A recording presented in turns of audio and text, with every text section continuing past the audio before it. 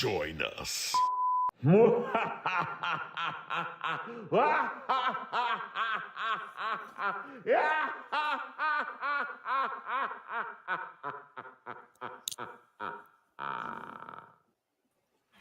We could have used the Christmas intro. I was gonna say Halloween was last Yeah. week. Yeah, it's November 1st already, man. Halloween, Well, the man, only you're reason over- I use that one is because right now we're all having glitched effects over here. But why no Thanksgiving one? Seriously, where's the turkey? Yeah, All right, seriously, man. bring the turkey out. It's It's up November. to you to make a Thanksgiving one, all right? Oh, God No, damn it. because we have an Anime NYC intro, and that's before Thanksgiving, which also should be played during this month. Mariah Carey has been unfrozen. And it's Oh my time. God, that was hilarious. She owns the was meme, and I hilarious. love it. I've avoided That's how that. you know like, Christmas is active. no, you Well, can't put on folks, the I know TV you without feel like you're Christmas. coming into the show in the middle of it, and technically you are because a lot of stuff happened in the green room. But we'll let you hop along to this train wreck and enjoy the ride. No All right, problem. we have I'm always Jay, late we to the got party. Phil, we got Tony, we got Nate, and we got Matta. Hi. Nate's waving. You just can't see him. Yeah. He's No, not waving. He's totally. probably giving us the finger. Are you kidding me? Okay, I am not that type of guy. You look like you're man. throwing a ninja star in your picture. I'm just saying. That was last Wednesday's episode. That's crazy. All right, Jay, go ahead. Introduce yourself. Let the people folks know who you are. The I like people that term. folk. I There like you go. folk. People folk. I am Jay Huwer, teacher by day, writer by night, currently running a Kickstarter, The Adventures of Justicane and Potico. I'm good. Excellent. All right, show's over. Bye, everyone. Buy the book. Sorry. Buy the book. Buy the book. You know, I feel like if Kip wasn't attacking you, Dude, you went there right. We're like 3 minutes into the show, and he's like, "Hey, you know who was on last week? Kip." I watched last week's show, and I was like, "Oh, I should chime." I wasn't going to, and then I messaged Ralph over here. Kip had some choice words, and I was like, I'm just gonna be the bigger person here. I'm gonna let it go, and then, I mean, guys, I'm gonna recap last week for you, okay? First, the show opens with Evil Kip doing the most evil thing in the world. He hijacks the show. He quite literally decides he's the host. Nobody cares about like any of the other guests in the room. Everybody's there, and it's just the Kip show. That's as evil as it gets, right? From there, he proceeds to go on to the campaign you see on the screen, The Adventures of Justicane and Potico, and has the gall to just start ripping the campaign apart, claiming he's getting royalties. I'm like, what royalties is he talking about? He suggests you buy the Evil Kip cover here and bring it to his show, and he'll happily sign it. But if you don't, he'll happily overcharge you at his table. Dude, hold up. That was good stuff. Scroll back up for a second, because right there, I'm sorry, Ben Ferrari is the man. I've worked with Ben Ferrari for like a decade. He decided to just throw a cover together and toss the original artwork up. And to go even better, we decided to only print up 25 copies of his cover. So his cover, that's the pencil artwork right there. It's penciled inked. I just got the colors earlier today. I haven't had a chance to put it up on the Kickstarter. 25 copies of his cover. And if you are into original art, you can have the pencil and inked art. That's right there. Sorry, you totally distracted me from my. I'm happy. I didn't have to talk about Kip anymore. Who started the show after stealing everything and proceeds to bash the campaign, rip it apart. Again, like I said, claiming he's getting royalties for some reason, overcharging at his table because he wants books, and then later on in the show, has it in him to say he's never said one bad word about the campaign. I was like, right there, I'm like, I got to talk to Ralph. I got to come on this show now. I was going to just, like I said, bigger person, let it go, let him say what he wants. Well, I had to come back on because I can't let, I don't like liars. What can I say? The dude's going to say stuff like that. There's his Evil Kip cover right there. I mean, it's a fantastic piece of work. He believes that Justicane's dropping an elbow on Evil Kip. That's what we have here. While Potico is back there playing the awesome air guitar. Listen, if you want to know why the air guitar is visible and blue, honestly, read the book, because it explains his power. It'll explain his power set and why that happens. But Seb Valencia on the colors there, Kurt Belcher on the art. Really, I mean, that's a masterpiece. But I believe Kip claimed that the character is based off of him. You got this guy right here, Justicane, whose name is Justin. I'm going to pronounce this as best I can here. Justin Hitterkamp. Okay, he's Asian. Now, those of you that watched last week's show, Francis Kip Stevens, as he once was before he decided the moniker Evil Kip, Francis Kip Stevens, does not sound anything like Justin Hitterkamp. All right? I don't know where he gets this whole likeness thing from. I'll agree with the Evil Kip getting beat down on the mat thing, okay? I admit, Kurt and I had a little fun. We decided the Evil Kip cover would be an awesome thing, but Justicane, Francis Kip Stevens, nothing alike. One is not Asian. I'm sorry. Terribly sorry. Okay, I feel better now. I had to get that off my chest. He got me going last week. What can I say? Oh, he was all over the place. He stole the show. He took over. He was talking bad about everybody. You know, he's saying how you should get the books because of him, and you know he'll double charge you when you get there. Oh, but he wants the royalties, so you better buy the book. And by stole the show, guys, if it was a wrestling show and he was in the ring, the term stole the show means something totally different, because if you go see him, like if Create Pro has it in them to free Kip, as he was saying, you know, he's not allowed to wrestle for his own wrestling company. You figure that one out. But if for some reason you have the means to go see a show and go see Evil Kip wrestle, stealing the show is precisely what he will do. The match you will see with Evil Kip, I can't even call him Francis Kip Stevens anymore. The match you will see with Evil Kip in the ring is going to be guaranteed to be a stellar match. It's what he does. It's what he's good at. Stealing the show last week doesn't mean the same thing. He quite literally came on here. I do not understand how he did it. Ralph is having computer trouble now. I wouldn't be surprised if it was Evil Kip that caused this last week, because somehow he had access to a mute button, access to like the controls of the show itself. Nate was like pushed to the side. No idea what was going on there. Stole the show. Not like he would do in a wrestling match. He literally took over and stole, like you know, the thief going into the bank. Sorry, Ralph. Oh, Hopefully you get your passwords back. Really well. Yeah, I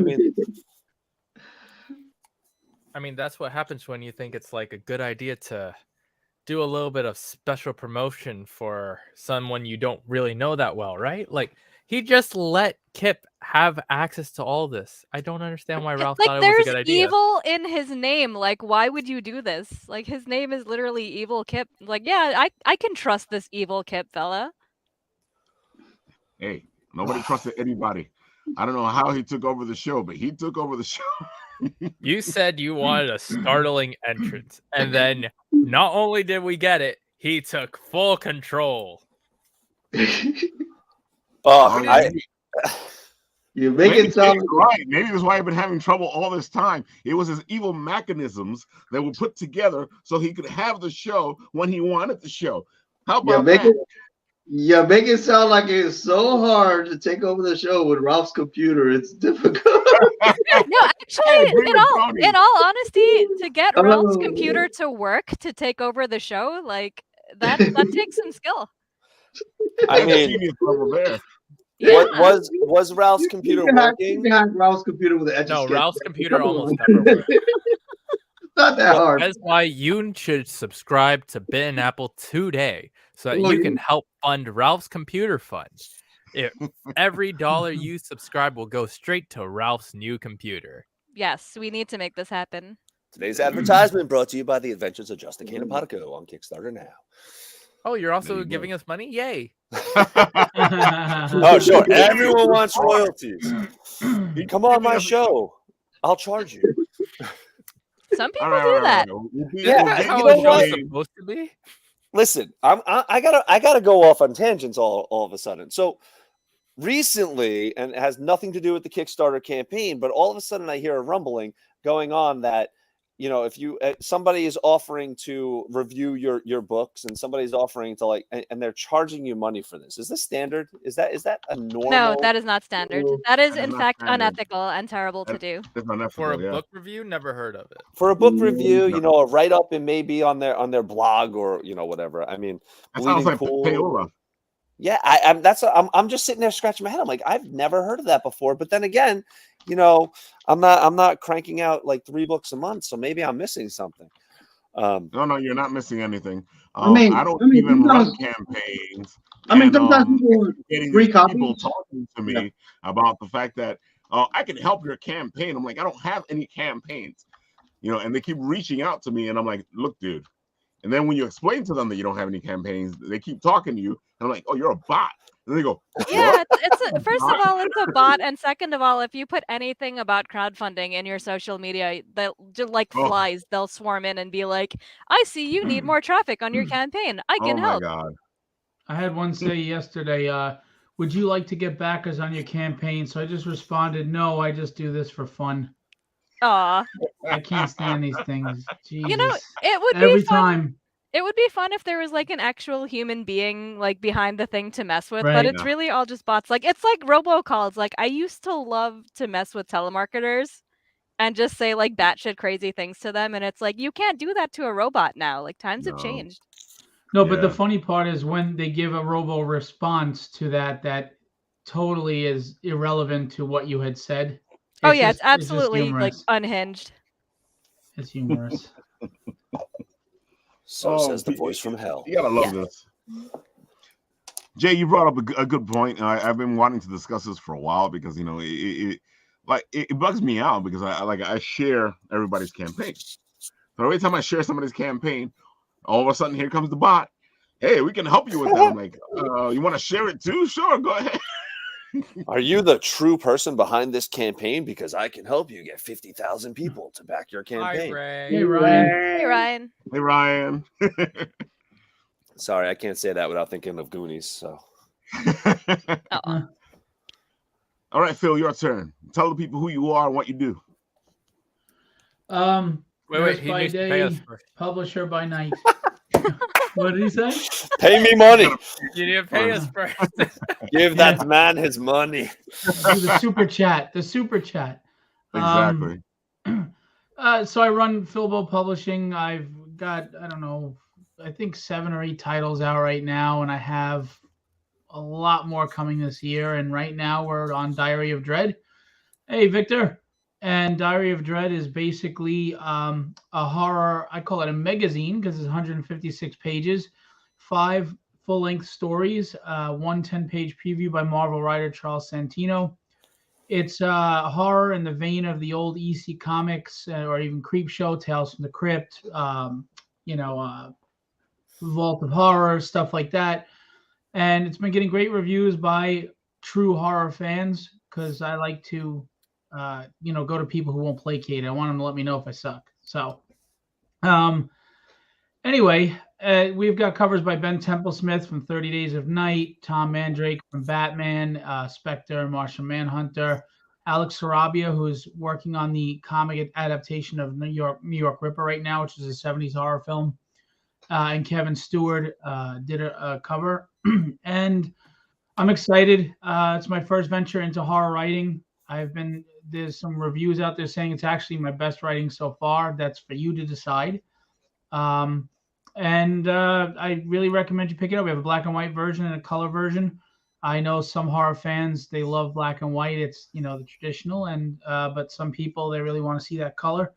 So we got both versions for you. And if you buy both, we take, there's a discounted tier if you want to get both versions.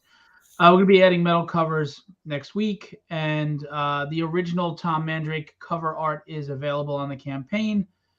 A whole host of artists and colorists and everybody a part of this, and I just want to say thanks to that team. They really gave me a fantastic looking book. I mean, I'm the writer and the creator, but without them, it's all just in my head. So I want to say thank you to them. And one of the artists said that after reading it, he thinks that I might be a closet psycho. So it's horror. It's violent. It's gory. There's some twists that you won't see coming. Nobody has seen the twist coming. So go pick it up. Check it out. I really think you'll like it. You won't be disappointed. Dude, this stuff looks great. It looks like the classic horror stuff from the old days, the olden days.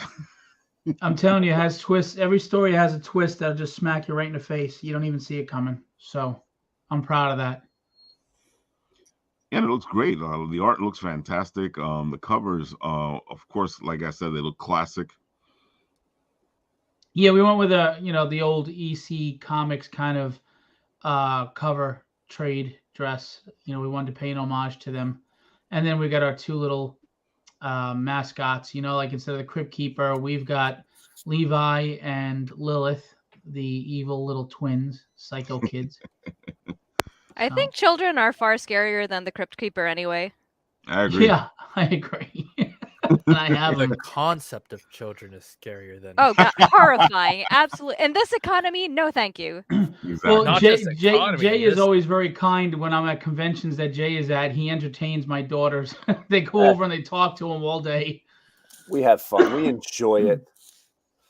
Yeah, he. But you he mean keeps them Evil out of Kip trouble. doesn't bother you when they're there? Evil What's Kip it? doesn't show up. He's invited. Evil Kip He's hasn't shown up for a long time. No, I Evil- think that says something. In order to defeat Evil Kip, we just need to bring scarier kids. I'll bring him my youngest. She's a feisty little one. She'll fight anybody. She'll fight anybody.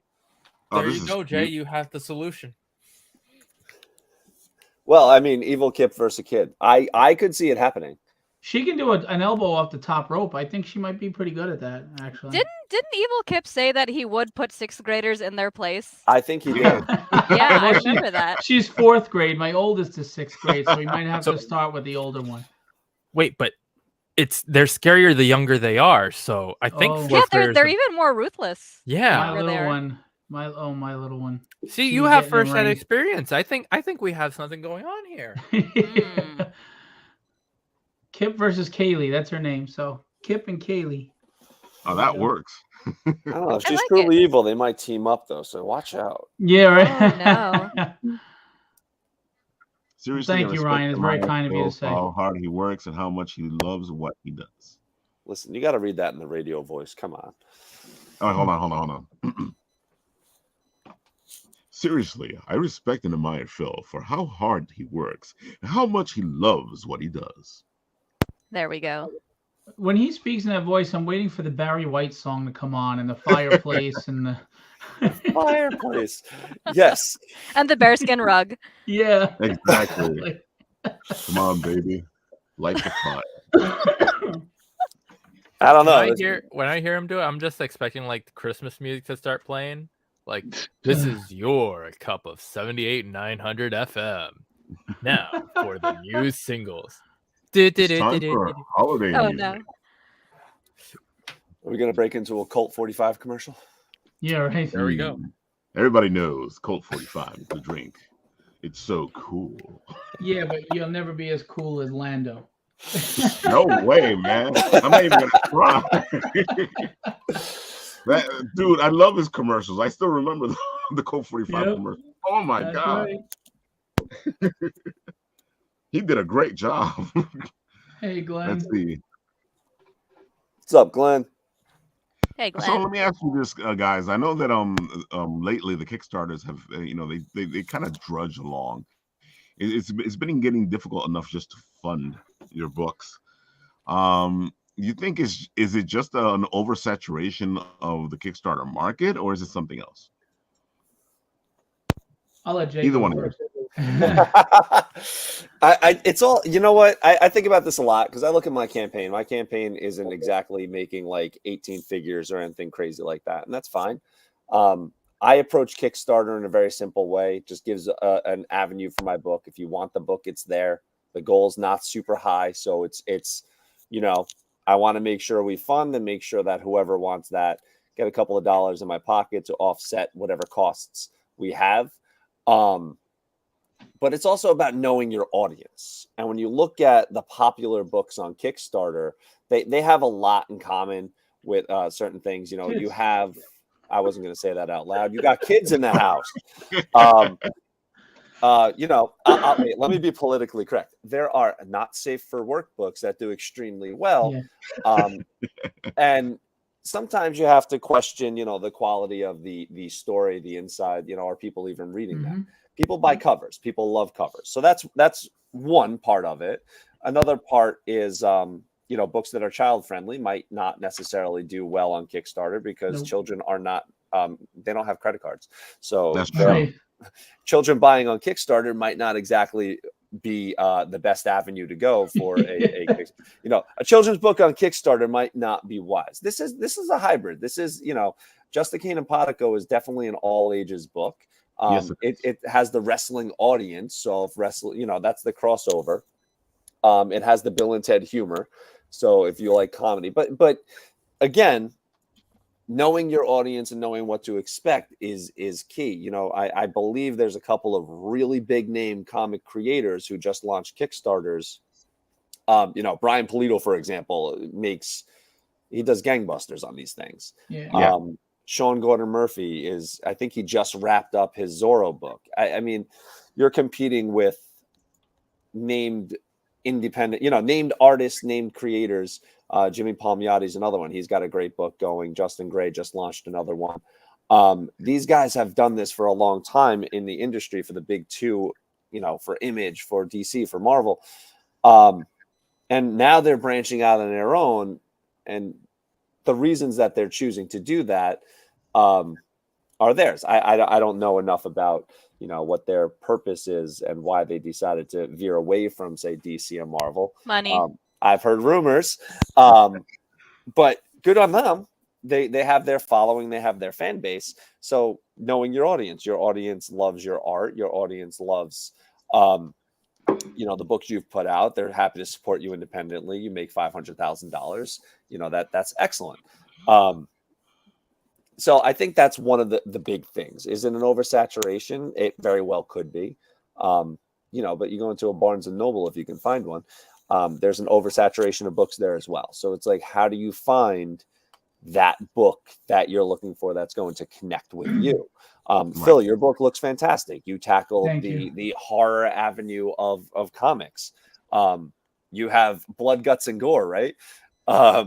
So that appeals to a certain audience as well. And, you know, for many people, this is the time of year for a book along those lines. Yep. So, you know, I think it all depends on that stuff. You kind of got to take the risk, tailor your expectations, and move from there. You know, it all depends on that. I know a lot of people, myself included, who would launch a Kickstarter and, you know, you're like, am I going to make back what I did? And it's like, yeah.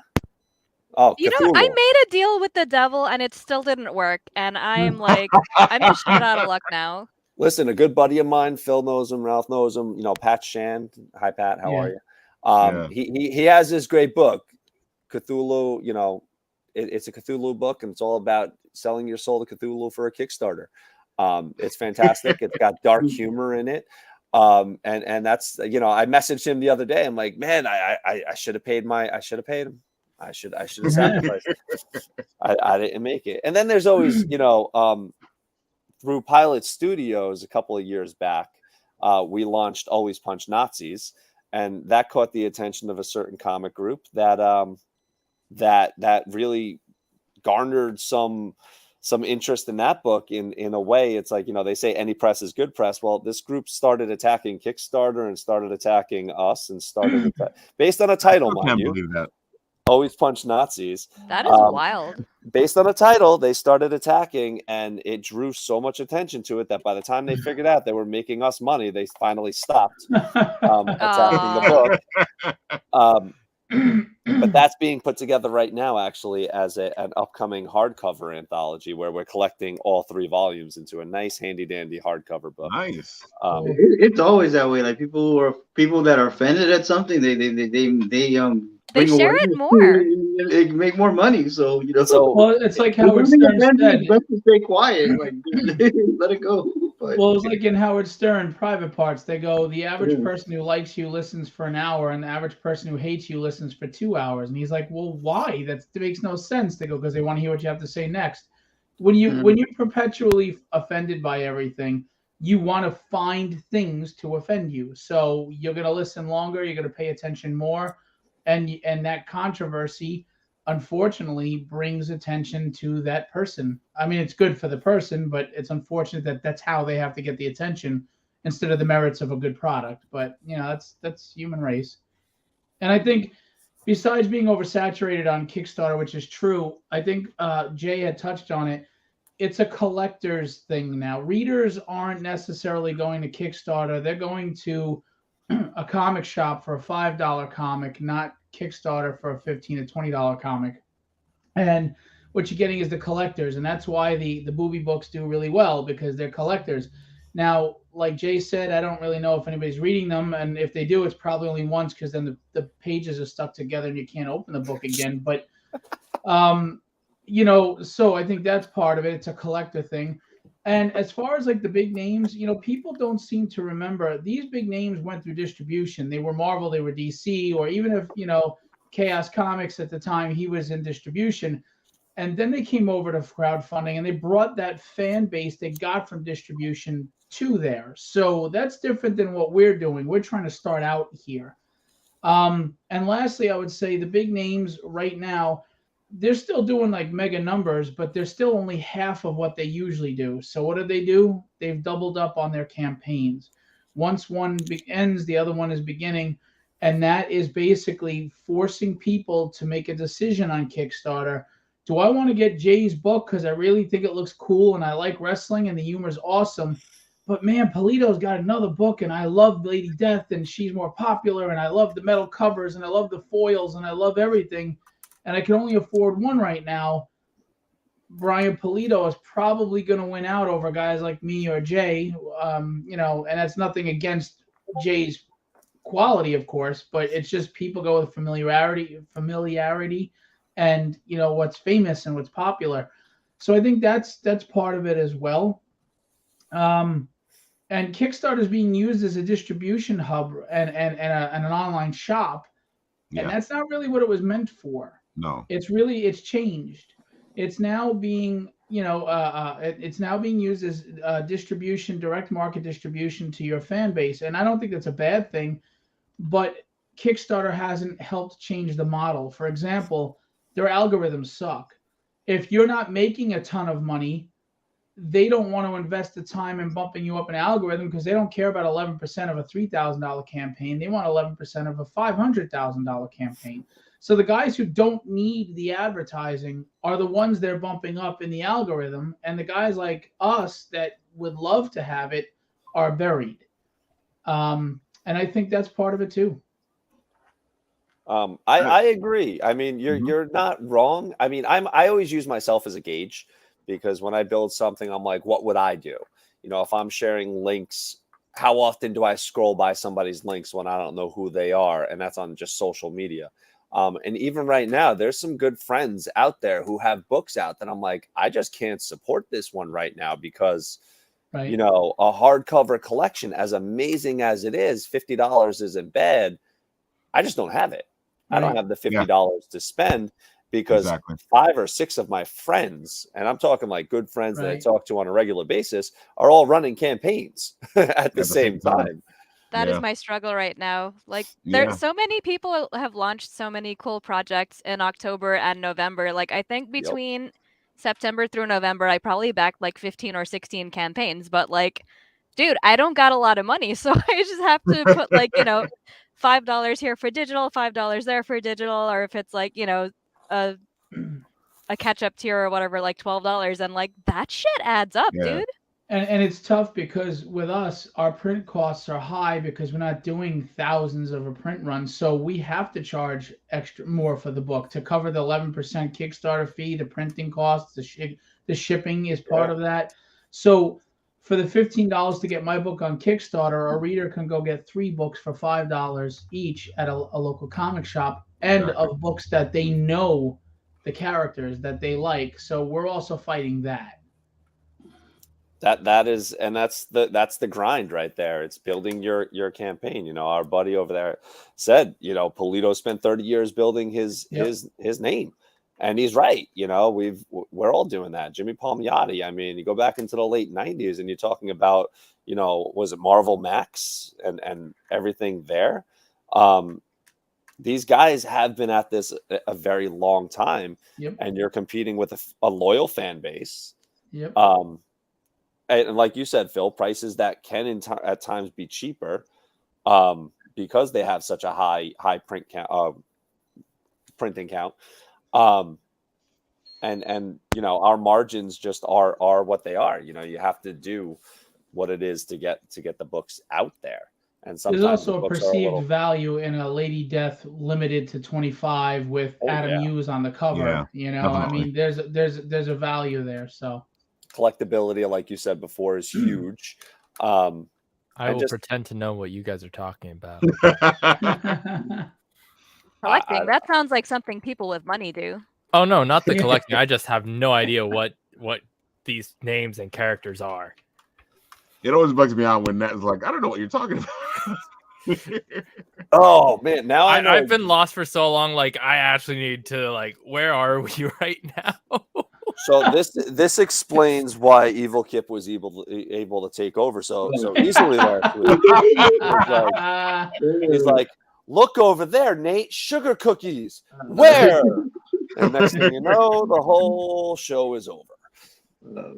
Listen, that makes a lot of waiting sense for the next volume of My Happy Marriage, man. Like that's my story right now. But it's so funny how like color, like these variant covers are all the rage now, but at the same time, like what we want out of these stories, a lot of this, you know, what we want from Marvel, DC, that kind of passion, it's like on the covers. It's not really on the inside of the book anymore. Like, you get the book, the artwork's not that good, the story sucks, but the covers are like, I mean, this is Carrie Andrews cover of like Spider-Man with big eyes, like I like, with Mary Jane with curly hair, just like the 90s. Oh wow, this is great. You buy the book and it's like bait and switch completely, because like the interiors are absolutely fighting. It's like and that's why I wish we would have a better distribution model for LCS for indie guys, because there are some really well-written books in the indie community that are by people that have a passion for this industry. We're not corporate led. We don't have shareholders to appease. There's no agenda that we're trying to push or message to send. We just want to entertain you. You know, if you pick up Jay's book, you're going to laugh. You're going to enjoy the wrestling part of it. You're going to feel that, like he said, the Bill and Ted's vibe. You're going to have a good time reading this book and enjoying it. It's not a gimmick. It's not a corporate thing. It's not an agenda-driven thing. But again, how many people are going to know about it when you don't have nationwide distribution? So I'm hoping that Diamond and Lunar, or we could restructure things, or we could get back to spinner racks. There has to be something that's going to get readership to grow again, because comics are suffering because it's become a collector market, not a reader market, and we need readers. You know, and like Jay said, you know, kid-friendly comics are not going to sell on Kickstarter because that's a collector's market. Kids aren't the ones buying the books. But if we can get into stores, you know, kids walking in with their father, the father or the mother are picking up their books. Okay, I'll get the kid a book too, and the kid picks up your kid-friendly book. Oh, before Phil went in there, I heard 2 key things, right? The covers look great. Variant covers, and it's just like the 90s. Who wants a history lesson on 90s comics? Right? Please no, I wasn't born yet. Oh, Jesus. Go find the sugar cookies. Santa's coming. No, just give me an anime or a manga, please. It's funny though because I What keep Goku? sitting here. Goku where? Sitting here going, okay, we don't want a repeat of the 90s. We do not want a repeat of the 90s, you know? And we I feel are. like everybody's sitting there going, let's repeat the 90s. And I'm like, no, we don't want a repeat of the I mean, 90s. Come on, everything was so edgy, and everyone had like 50,000 pouches and belt buckles, and there's like motorcycles everywhere, and like it was But so we also cool, had right, like guys? good cyberpunk stories in the 90s. It was very bombastic, the 90s. Listen, there were some great things in the 90s. I stand by like 92 X-Men was fantastic.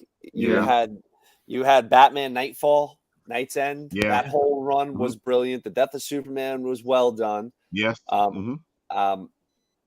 mean, that's just the three off the top of my head, right? Yeah. And then later into the 90s, it became a cover show. It became everything about, you know, these amazing covers. Image Comics starts in the 90s. And guys, has anyone read early Image work today? Has anyone gone back and read some of those No. those early Go back books? and read them. I remember them the last time. Well, now you have to explain because you brought it up. So early Image books, and nothing against the Image crew that launched it all. The books looked fantastic, and the stories might have been very suspect. Oh dear. Some of them, like anything, some of them are amazing. Some of them are brilliant. Some people I'm probably offending right now because they probably think all these stories were the most amazing thing ever. But some of them were delayed months upon months for like from one issue to another. And the story, as Phil was saying before, you know, the interior story was suffering. And I tell everybody, listen, the cover gets you through the door. If you launch a great book one, if you're planning on launching a series, you launch book one, the cover will get you in. The cover will do what it does. It should draw your eye. It should be something catching and something that makes you want to buy that book. That story gets you to come back for number two. Yes, 10,000%. And if you don't have a quality story, of course, this all goes with somebody opening the book and actually reading it. If you're just a cover purchaser, if you're just buying the art, the interior story doesn't matter. And some people launch Kickstarters like that. They're like, hey, I'm going to put together this amazing set of covers, 15, 20 variant covers, go crazy. 15, 20, no, that's rookie stuff. We're talking like 50 covers there, dude. You could do 50, 52. Hey, I've heard of that before, right? Yeah. 52 covers seems like a magic number. 52. And then you end up inside that book and you're like, well, I put out these amazing covers and I don't really care too much about the story inside. So even if it's mediocre, it doesn't matter. Exactly. That mediocre story for the person who reads it does not come back for number two. Right. Another issue is you look at the delays in Image Comics and it hurt them badly. And those were big names. So now you look at Kickstarter and I launched Tragedy #1 and you know it's not coming to number 2 for another 3 or 4 months. That doesn't help either. You know, people forget, they move on, or they have short attention spans sometimes. So or like major life changes where like they can't afford to back it at that time. And then they're like, oh, well, I'll wait for number 3. And then by the time number 3 rolls around, like maybe they forget, maybe they don't care anymore or whatever. Yeah, I mean, if delays can hurt superstars in Image, imagine what it does to guys like me who are nobody, you know? McFarlane once spoke about like those delays. He said like, well, when you work for Image, it's like when you create a character, it's not like working for Marvel. It's yours. It's your character. Everything there is yours. So all the money goes to you. So an artist would come along and he'd do a book, he'd do a comic, and here's a check for $50,000. This artist has never seen $50,000 in his life. He's never seen a check like that. So he's not gonna produce something every month. He's like, I already got paid. I got $50,000. So that like, dude, I'm set for the year. Peace out. Yeah. So that artist. No, I'm good with making $50,000 a month. Yeah. I mean, you know, but like this artist would go spend all his money, buy his house, buy all this and that. Then the IRS came along. Oh, no. we want that money. So they will be back. Did I hear tax evasion? So that was something that Image had to learn. A lot of artists, Image had to learn the hard way. Yeah, like no. Well, they were living celebrity lives. I mean, they became superstars. Yeah. And a lot of them were really young, and they, you know, they didn't have the maturity to deal with that fandom, that fame, you know, and the quality of the books or the timeliness of the books suffered for it. Yeah. And Phil, to go back to what you were saying before about like number 1 to number 2, I learned early on with indie comics, early on when I first started writing, and Justicane and Potico is written like this. All my number 1s are written like this. It's an open closed story. At the end of that book, you're satisfied. There's no need for number 2 because you never know if number 2 is on the way. You know, unless you have that seed money that allows you to, like Phil was saying, create number 1, 2, 3, 4 at the same time. Number 2 just might not happen. You might not have the funds to bring out number 2, or it could be 6, 7, 8 months, a year to make its return. You know, Saturn and Orion's the first full book I wrote. I wrote that number 1, open closed story. It ends. Everyone's satisfied. They go home. It's a one shot. But number 2 was in the works ever since, and it's been years, and it's only just coming out now because of certain happenstances in life that are allowing it to come out because of Did certain Kip things. sabotage it? No. Can we be sure about that? Kip wasn't quite evil back then. Honestly, We don't know that.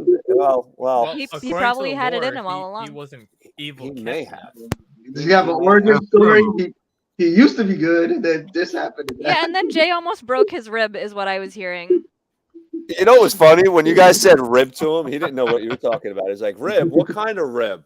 No, Are he these didn't. spare ribs? Are these ribs? Everyone does a rib. It's wrestling ribs. And then you're like, no, he slipped on an icy patch. And he's like, oh, the icy patch. Yeah, he almost broke my rib.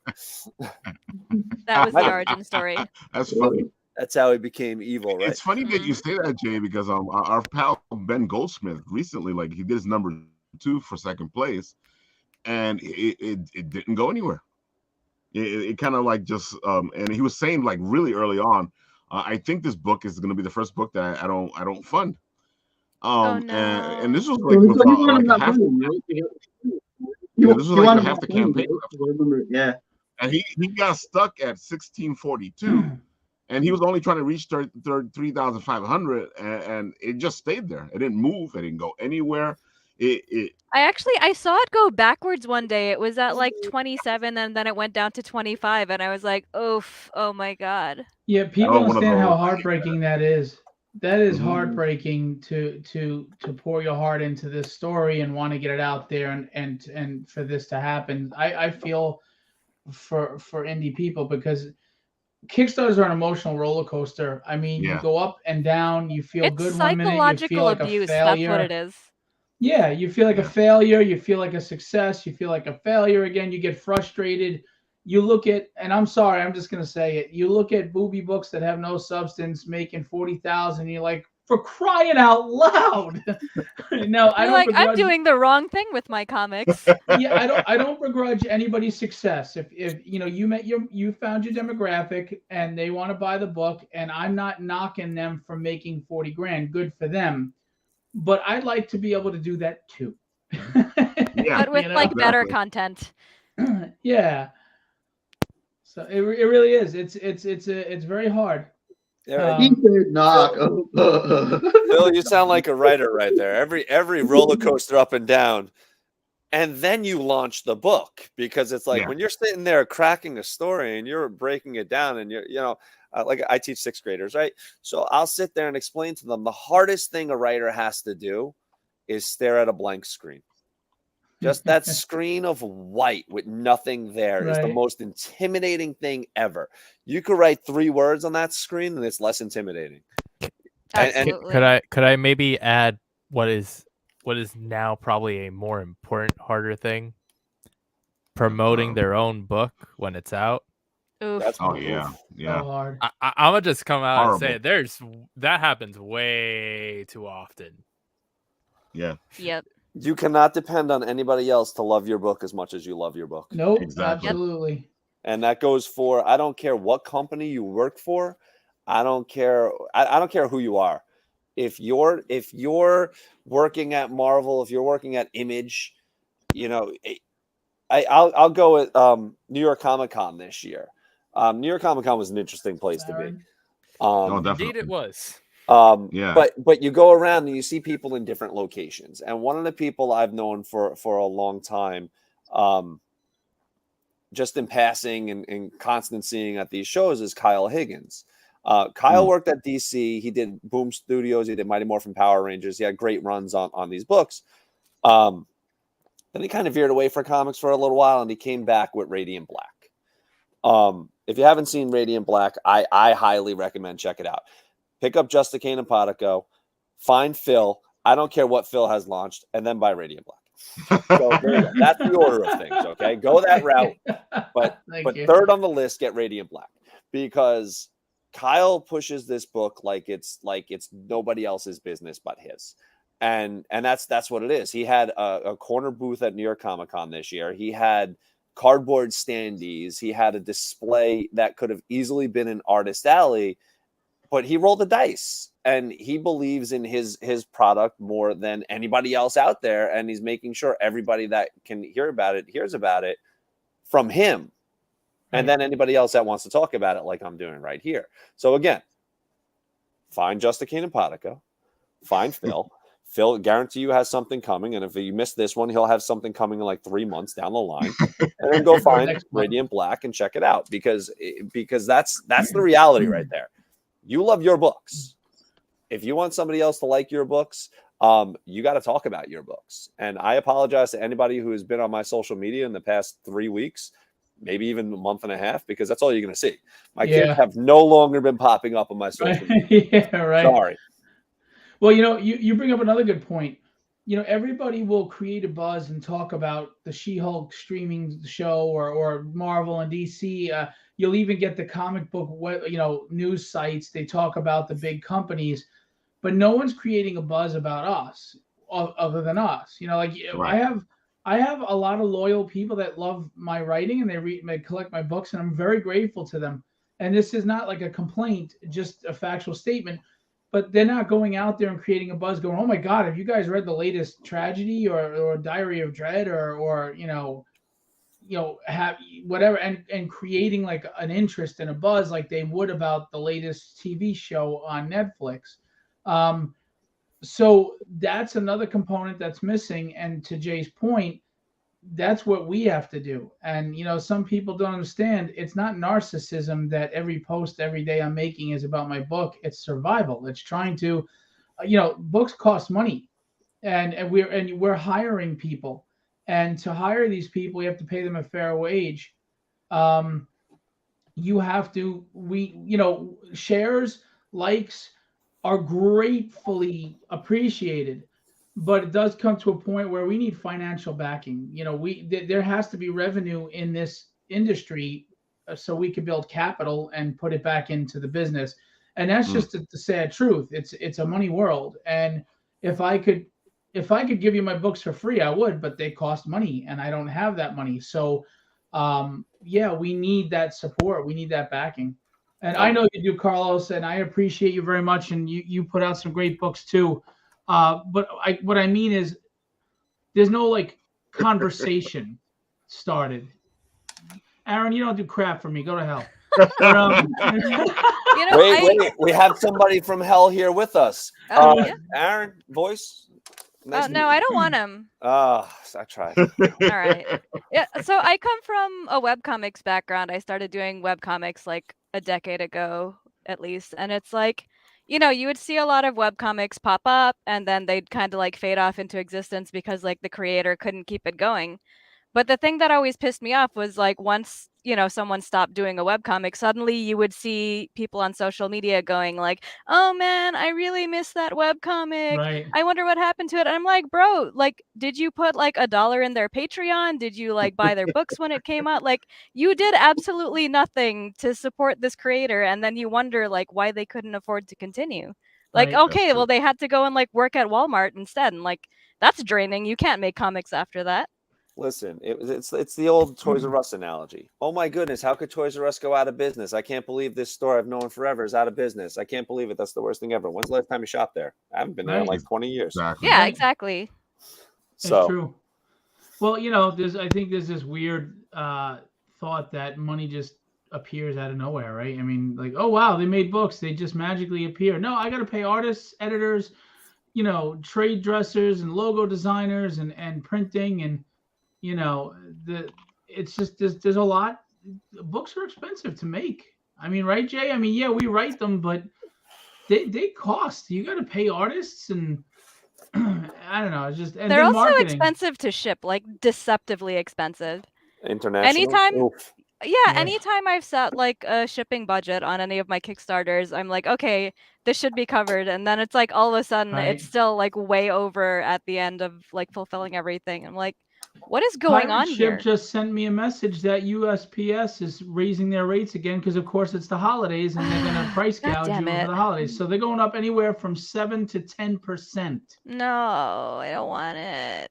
It's the most wonderful time Time of the year. It is definitely. I mean, shipping is always a wild card too, because again, like I said, I use myself. I gauge based on myself. What would I pay for an item? What do I normally pay for things? Because that's about, you know, page count. Am I going to pay $15 for a 22-page book? Yeah, Oh, God. probably, right? And Maybe. people charge like $17 for like a 22-page book. Would I pay plus shipping. $25? Would I pay $25 plus shipping for a 22-page book? Unfortunately, I keep scrolling at that point. I can't. Right. And then there's, you know, shipping. It's like, okay, shipping is tough because on principle, it's like if somebody charges me $15 to ship a 22-page comic, I can't, and that might just be what it costs them to ship. International books, like I said, I feel bad for anybody. It's like $35. Yeah, I think I even set mine at $30. I think I'm willing to like lose money because I'm like $35. It's just wild. But that's what it costs. Oh, have you tried the Pirate Ship Simple Export thingy? They have a service now that they ship international packages for cheaper because it goes through them as like a third party thing. So it's like if you ship to like Europe or the UK or whatever, it might be like $18 for like a 1 pound package. Yeah, check it out. And how often do you get that message saying like you just how could you pay so much for shipping, or how could you charge this for shipping? It's just like, guys, it's shipping. I can't control don't get it. that. Like, dude, I'm not like hand delivering this myself, and if I was, it would cost a hell of a lot more. But I mean, you can't control the post office. It's not just the shipping. It's I had to pay to bag and board it. I had to pay for the Gemini. I have to pay for tape. I have to pay to bubble wrap it if it's something fragile. You know, supplies to ship cost money too. Especially that damn bubble wrap. Gets you. You know, I mean, you don't want damages. We have to pack it nicely. Packing costs money. Tape costs money. Everybody wants a piece of the pie. Yeah. It is definitely. It's a good thing my OnlyFans does very well. I put this up there from what you guys are saying, because you know, Son of Saint just put this up there, and he's been talking about the fact that you know, maybe he's gonna quit next year. Wow. You know, and that kind of says something, you know, and it kind of rung in my head, and I remember the Son of Satan had put this up, going, I think I'm not going to do this anymore. I feel him. It's rough, especially if he's like his own art department, because then it's like he's not really paying himself. Yeah, like I'm going through the same problem because I do like the writing and the art, and I'm not getting paid enough to do it. I'm like, what am I going to do next year? And his life changed big time having those two beautiful little twins there. Yep. So. Oh yeah. So he has to get some money flowing, and I think that's what's going on, is that he's not getting jobs, and it's making it difficult for him to stay in the game. Yeah. His art is fantastic.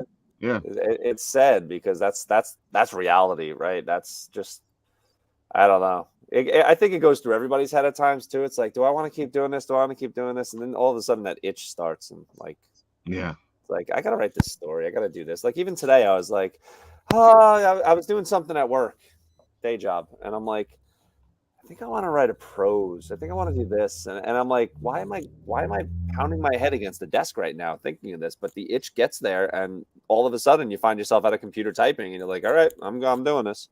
That's what happens to me all the time. And that's all the more reason to support indie guys. It's based out of passion and a love for storytelling and creating. And what better person to trust to throw your hard-earned money at than someone who wants to give you that? Exactly.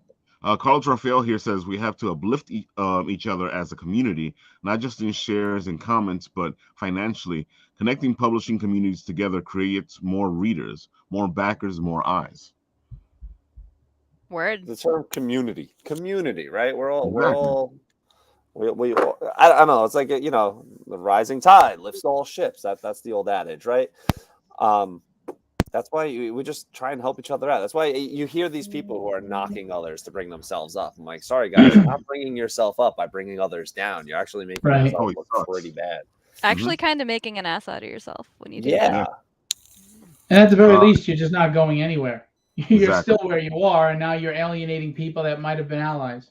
Exactly. Womp womp. You know, it's the old sour grape. Aaron here says, I've offered my services to people at a lowered rate to help their brands, being friends or close associates with folks, but some people just don't like the help sometimes. That is true. Some people just don't want the help. Well, it's tough because there's a wonderful side of the indie community, and then there's the dark side. There's a lot of cliques, like in high school. There are a lot of petty, jealous people that instead of just focusing on what they're doing, they're trying to tear you down, like Jay had mentioned. There are people that don't do things with honor and integrity. You know, whether it's the artists that didn't fulfill meet their deadline or took the money and ran, or publishers that didn't pay the artists. You hear these stories all the time, and it's a shame. So now trust is hurt. And trust, and some people, they're like, look, I don't even want to take the chance. I don't want to deal with the drama. I don't deal with the nonsense. I'm just going to stay in my lane, do my own thing, and keep my blinders on and look forward. And I don't know if I can blame them. I don't know if it's the best thing to do, but I certainly don't know if I can blame them. Well, there's something else too. You asked the question, I feel like it was like an hour and a half ago. You know, what hurts Kickstarter, and Phil's making this point, but one unfulfilled campaign on Kickstarter hurts every single Kickstarter. Exactly. One poorly shipped book hurts every single Kickstarter. And again, that's why you look at these people who have run the campaigns. Pat Shan runs a campaign. I feel like he's running 2 at a time at the moment. You know, but he fulfills. He comes through on every single one. You know, I myself, whether I'm running a Kickstarter through my own name, like I am with Justicane and Potico, or any of the Pilot Studio Kickstarters that I usually have a really strong hand in running, refuse to start the next campaign until the previous one is shipped and all out. I know Justin Gray operates like that as well. And a guy like Pat Shand has done it for so long that he now has the trust in his audience. They know that even if he's running another campaign, their campaign will be fulfilled before they don't have to worry about it. That's building trust. That's like a machine. Yeah, right. No, Phil's great. I don't know. Phil's been great. I would get his books early on time. Like he's like the one. Thank you, dude. Sometimes the campaign ends and you have the book already. I've been waiting for years and years, months and months to get stuff. But all the indie creators, they always fulfill. You know, life happens. But I've always gotten Phil's books on time, early. No I appreciate you saying that, and it's important to me because, like Jay said, man, it's one poorly fulfilled or not fulfilled campaign. It just ruins it for everyone because then people don't trust Kickstarter, because Kickstarter takes no responsibility whatsoever, even if they take their 11%. So you know that makes people not trust the platform, and if I'm on that platform, well, that screws me, that screws Jay, that screws everybody. And that's funny because some people ask me, like, why are you running Kickstarter? I'm like, I have somewhat of a loyalty to Kickstarter because of the whole Always Punch Nazis incident. Always Punch Nazis, you know, again, the book itself, based on the title, got attacked, and the company, the employee, why? Because people always punch Nazis. They got offended. I mean, because Nazis got offended, clearly. I was going to say, who would be defending Nazis? It was a wild. I remember that. That was wild. Listen, there's a certain group of people out there. Oh, look at that. Ralph turned on his camera just for that. And we didn't crash. He took a hit just to show your book. That's amazing. Evil Kip is gone. That's all I'm going to say. He's gone again. So Phil, I usually, I'll tell this story at conventions when I run into people, but there's a certain section of comics that got offended by the term "always punch Nazis." They felt like they were being attacked, and they felt like I don't know, based on like people wanted to punch them, maybe. Like people wanted to punch Nazis, so they band together, Well, launched their the YouTube. Nazis were the bad guys. And, Well, but the part of the story that I learned about a year later, like I was getting messages from Ben Ferrari from Kickstarter, and he's like, "Can you go online and change this in the campaign? Can you change this in the campaign?" I didn't think anything of it. I'm changing things, tweaking the campaign. You know, it's like, all right, we good? Yeah, we're good. All right, we're good. Yeah, we're good. I found out a year later that the attack was happening to Kickstarter themselves, and management took the campaign down. And I had no idea management took the campaign down. The employees actually gathered together and fought for Always Punch Nazis. There's a podcast out there called Kickstarter United, the oral history of the Kickstarter Union. And the second episode brings me to tears because it's all about this incident with Always Punch Nazis. And the employees of the company, like I couldn't figure out when we were fulfilling why I was sending so many Always Punch Nazis Volume 1 to Kickstarter headquarters. Nothing dawned on me. And when I found out that they not only fought management, they supported the campaign. And then I found out that they formed a union, Kickstarter United Union, because of the Always Punch Nazis incident. So all because of a certain hate group attacking the company, you know, that big tech union, that first tech union was formed all because of a silly comic book that just launched and, you know, people got offended by. That's so powerful. This is what's hurting creativity. When you as a writer, say I wanted to create a racist character, right? It's not me advocating for a racist. It's not me being racist. I'm not the character. I'm creating a world that has real people. And I hate to tell you, if you haven't been aware, in the real world, there are racist people.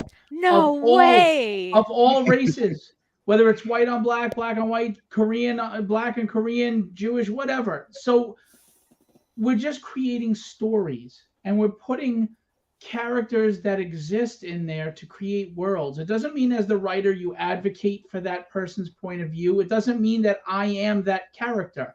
We're just writing fictitious beings. And when people get bent out of shape about this stuff and they start trying to cancel and censor you, you're not just censoring that person, you're censoring freedom of speech and creativity. Because what do you want? The same cookie cutter, paper cutout bullshit that's safe and doesn't offend anyone? Because in the real world, there are 330 million people legally and 375 million residents of this country. Don't tell me you're not going to offend somebody. You know, this sounds like a current South Park episode. Yeah. Yeah, I watched it yesterday. Wait, freedom of speech doesn't. That's not how freedom of speech works. What do you mean? It's funny that you say that, Phil. I remember that I was looking at this book recently, and some people started complaining that the villain was too evil, and I'm like, it's the villain. He's doing what he's supposed to be doing. But that's my point. I'm not saying you write the racist. Like, look at American History X. It was about a racist. Was that promoting racism, or were you just creating a story that was putting out a narrative to show you that ugly side of humanity? I mean, if we start censoring that, then what are we doing? We used to watch All in the Family, and you know. So, oh yeah. It was just, I mean, you know, that would get banned now. Wow. You know, like, I mean, the joke is that the guy's an idiot. I mean, you know, so yeah. but like people just get offended at so many things. I feel the worst for comedians, man. I don't know how you tell a joke. You know, I know. I woke up and got out of bed today. Yeah. We're all gonna have just carrot top comedians. That's all you can do. Just take my wife, please. Well, and that's the thing is when you start stifling the freedom of creativity, you're just going to get the same old stuff, and it gets bland and boring after a while. Where's the new ideas? Where are the thoughts? You know. So it's funny that you say that. Yeah. Yeah, because it was like all those banned books, right? I looked at all the banned books, and I sat there, and I figured out that when I was a kid, I read all those books that are banned right now. Every And a single one lot of of those them, books like that 90% they of them banned, suck. I read them all as a kid. Listen, I like to show my kids. I call them inappropriate movies from when I was a kid, and it goes with the whole All in the Family thing. And they're like, "Oh yeah, what are we watching?" I'm like, "Guys, we're gonna watch inappropriate movies that are rated PG." And you put on like, we watched Roger Rabbit. My wife's like hitting me. She's like, "Turn this off." I'm like, "No, it's PG. It's PG." She's like, "This PG is back then had horrible." nudity. I can't. Right. She's like, "This is horrible." I'm like, "What is PG?" We put on Goonies, and she's like, "This movie's phenomenal." And she's watching it with us, and the kids are watching it. The kids are losing their mind. But my son will run around still pointing to his boy part, saying, you know, "Oh, it's my mom's favorite part," because they did it in the movie. And I'm like, "Ryder, you know how inappropriate that is?" He's like, "You said it was an inappropriate movie, rated PG." So, yeah, I mean, Well, I do know this. I watched Tom and Jerry blow each other up, and I never thought to blow up a cat. Yeah. Me too. Like, you know. listen, I love So Looney you mean Tunes like that's the next not person. normal psychological behavior? Yeah. Wait, but what if you think No. about doing that to a human instead? It was a cat. What about doing it to a coyote? First of all, okay. I If there's never one dropped thing an I animal learned- on any animal. There's one thing I learned: you push somebody off a cliff, they're gonna float there for 5 seconds and think Yeah. about falling. Yeah. Oh, They're gonna run in the air. What gravity is. If they don't know what gravity is, they'll just keep walking. Listen, all I know is that if you point a gun at a duck, the beak is just going to go the other way, but the face is going to Exactly. stay where it is. Listen, I learned on this Amazing. show: if you hop on a cloud and you're pure of heart, you're gonna fly. Well, shit, that's why I haven't flown. That explains a lot. Well, I don't understand the thought of words are equivalent to violence. Anybody who thinks that has never actually experienced real violence. That's what I'm going to tell you, and I have. And the other thing is this idea of being afraid of words or opinions that even suck is a slippery slope, because freedom allows a-holes to say a-hole things. Just like it allows you to ignore them and not empower them and move on. The only time speech should be dealt with is if it is directly inciting harm to others. Mm-hmm. That's it. You know, that's why you can't yell fire in a theater, because it creates harm. That's why you can't, tell somebody, you with the gun, shoot him in the head, because there is real life harm happening. But if someone expressed hating Irish people, I'm not going to go nuts and try to cancel them because they don't like Irish people. I'm just going to stay away from them and move on. Yep. Pete, sleep is for the weak. I was wondering what This Jay is was going to physical say. harm. He's not sleeping. He's purposefully avoiding sleep so that way he can be strained tomorrow. Every time Ralph talks, I take a nap. It's all good. Oh, that's crazy. I like that. Especially when it goes deeper, right? That monotone. It's the Yeah, power of the that voice. baritone. You still know. Soon he's gonna sing us a song, and we're all gonna be asleep. Making love.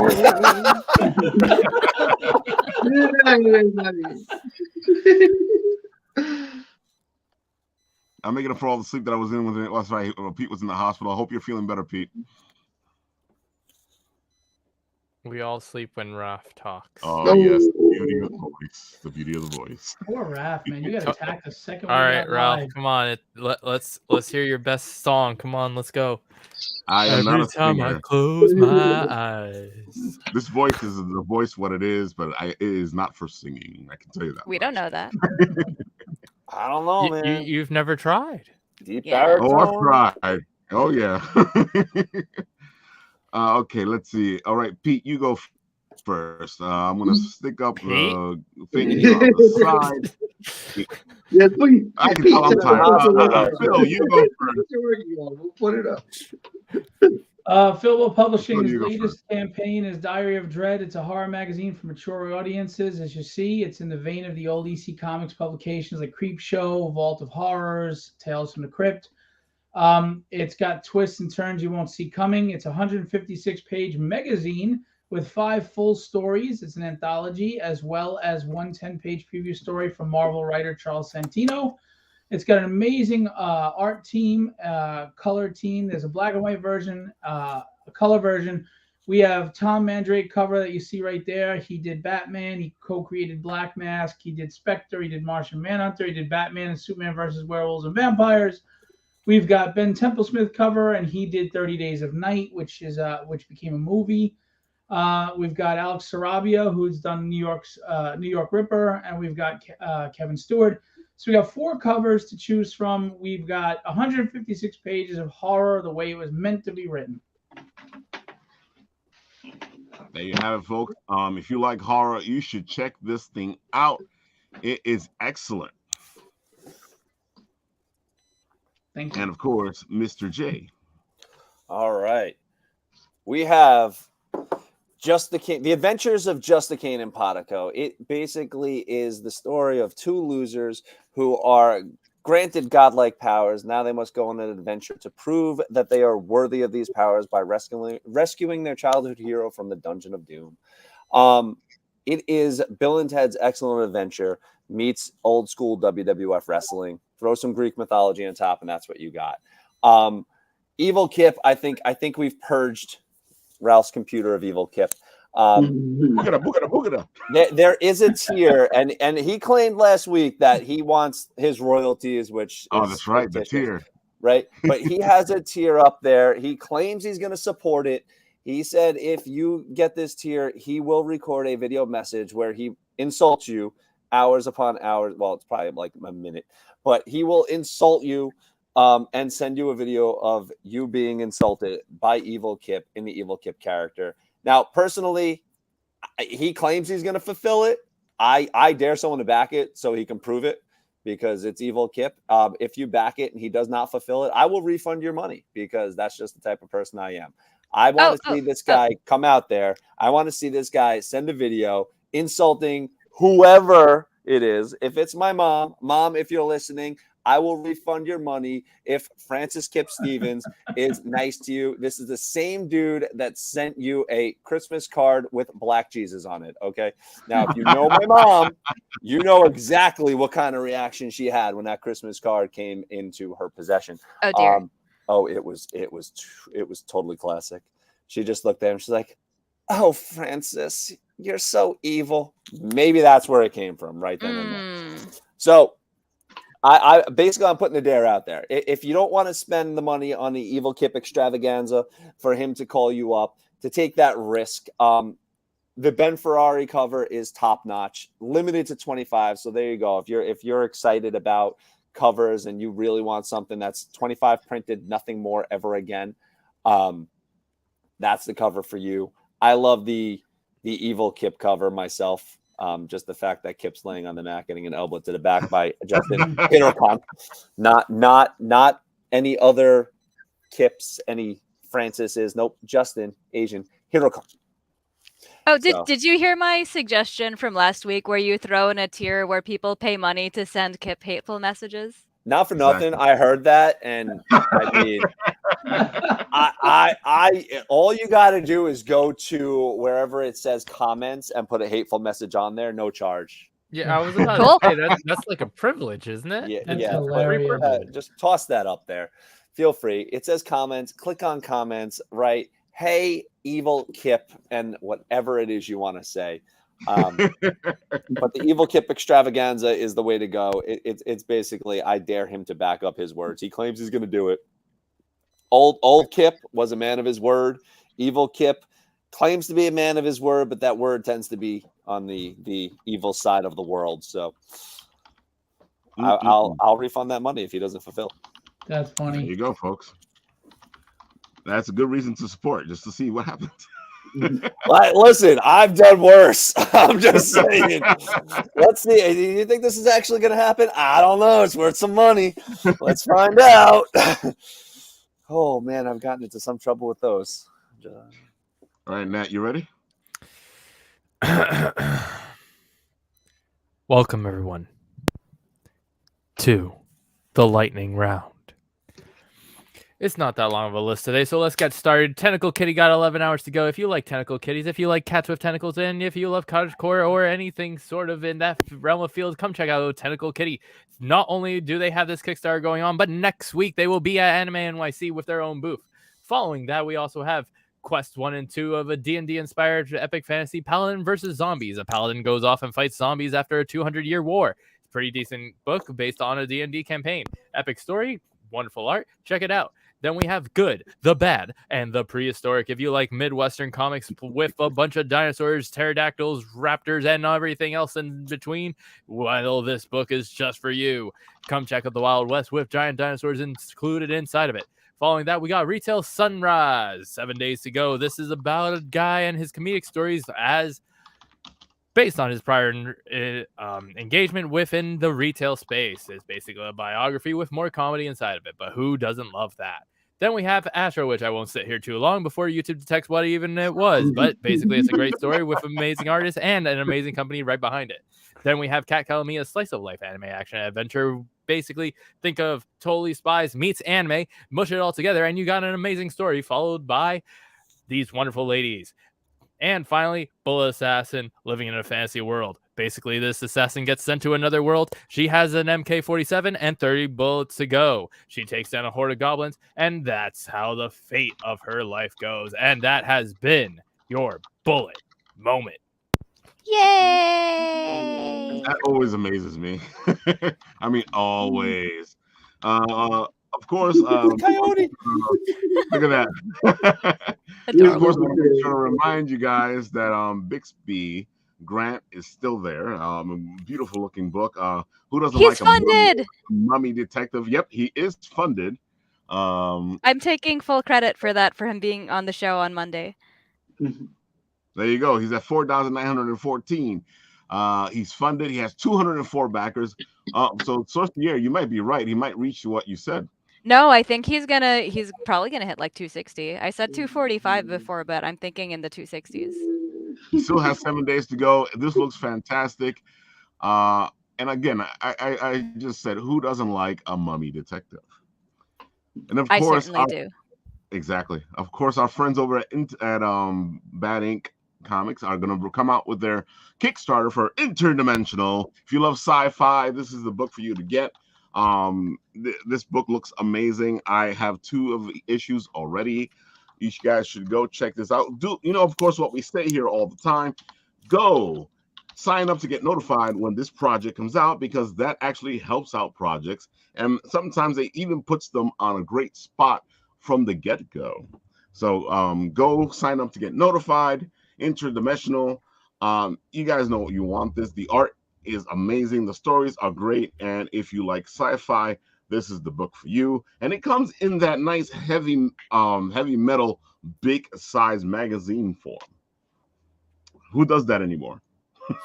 That's what Diary of Dread is. Oh, look at that. So good segue. Good segue. It's a big magazine, yeah. I love those books. I wish they do more of those, because I love heavy metal. I think Phil's looking for it. So anything else before it's in the car. Okay. Anybody else? That's pretty much bees. it. Is that the end of the show? Just bees. I mean, next week is Anime Week. So. Oh yes. Next week is Anime NYC. This weekend, I will be at Urban Action Showcase on Saturday, and I am hitting Juice on Sunday, which is the Jewish comic exposition. Oh, I thought you were going to be on drugs. You were just like, I'm hitting Juice. And I'm like, you know what? Whatever gets you. Oh, yeah, baby. Oh, wait. No, dude. He's juicing. All right. Juicing. Okay? Listen, Ralph likes his lean, so I don't know if you can really get him off that. I just we love the Jews. We wondered where those arms came from. The gun show was appearing. Oh my Lord! It all makes sense. It's all come together. That's why his computer's broken. Roid rage. He's training to take on Evil Kip. Oh my goodness. Oh, I mean juice rage. I'm sorry. Wrong thing. Turbulent juice. It's on the gas. So on this show, we do what I always do. I press the button